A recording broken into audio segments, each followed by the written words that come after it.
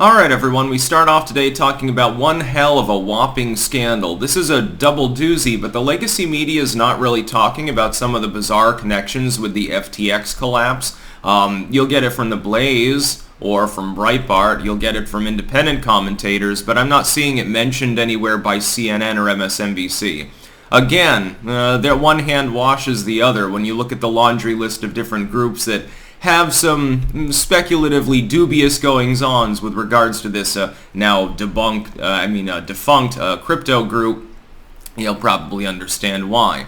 Could it be because the donor class involves elements of the legacy media and big tech? That's probably why. Anyway, FTX, crypto exchange, has effectively collapsed. They're going through bankruptcy now. They're being investigated in the Bahamas.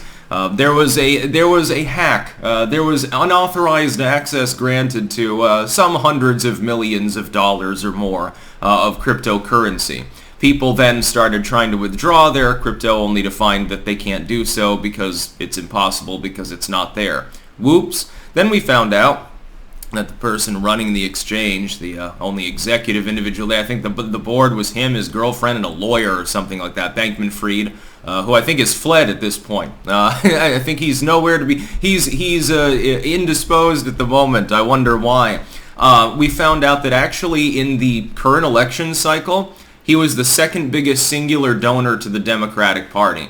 Had actually pledged years before that if Donald Trump tries to run again for re-election, he'd spend upwards of $100 million. The Democrats like this. They like billionaires when they're spending lots of money on their particular political candidates. You'll remember Bloomberg did that. I didn't see Elizabeth Warren complaining about billionaire cash in the elections around the time that money was dispensed fruitlessly in Florida. We'll get past that for a moment. Then, of course, it's reported, and again, you're not seeing this if you're reading a CNN article about FTX's collapse, they're spinning it as crypto is dead. I made a video the other day, crypto is dead, long live crypto. I wouldn't worry too much about it. Unofficial statement here, just my opinion, it's not investing advice, so disclaimer, I'm still holding my crypto. Not in an exchange for reasons that right now should be all too clear to many people.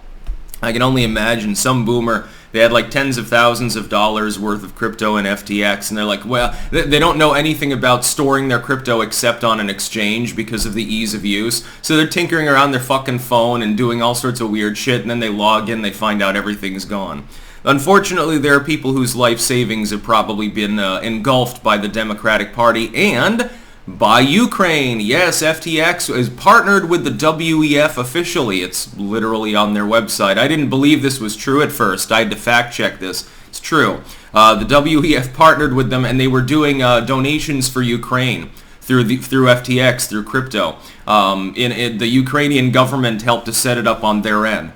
So a Ukrainian adjacent crypto company, it looks like a really skeevy pump and dump shitcoin sort of site more than anything else, has gone belly up, exposing the ties of its founder to the Democratic Party. If the Republicans, by the way, and there are still enough races out for this to happen, narrowly take the House, and it would be fairly narrow, they might not even lead by 5 seats at the end of the day, although I think they'll come in a little bit above that. We'll see what happens. If they gobble up all the rest of them, they're sitting pretty, but that's probably not going to happen. Honk honk. I wonder why. They need to investigate this. They need to investigate why so many donations were being made by this skeevy company while it also has foreign ties, and ties deliberately and explicitly to the Biden administration in that sense. Of course, the Democrats. It looks like a whirlpool. It looks like a spiral, as it were. FTX is set up. They're getting all sorts of investment money from Ukraine. Ukraine, of course, involved with what's going on in Russia, therefore U.S. policy, etc. Bankman-Fried, then gives a shit ton of money to the Democratic Party, and appears to have gotten various political kickbacks for that. I would think this is meaningful. Yeah, this is fairly important. Now, will the GOP actually investigate what the fuck happened here if they do end up taking the House and therefore gain subpoena powers? By the way, Marjorie Taylor Greene would make a better House Speaker than the moron that's currently there and likely to ascend that particular office. We'll see, because the Republicans are very good at stonewalling their own efforts. Also, I'd like to point something out. Just because he's donating, the leader of, well, now the indisposed, former leader of FTX, just because he's donating predominantly to Democrats doesn't mean it's not a neo-lib, neocon, uniparty sort of thing.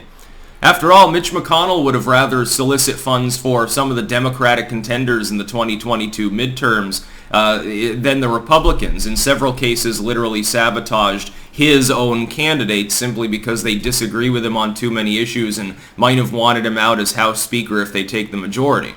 Hence what happened with Blake Masters, Doug Mastriano, although again, full admission, he probably would have lost anyway. Carrie Lake getting thrown under the bus. Well, spending millions of dollars because, apparently political funny money is so free now, they don't care about what the outcome is.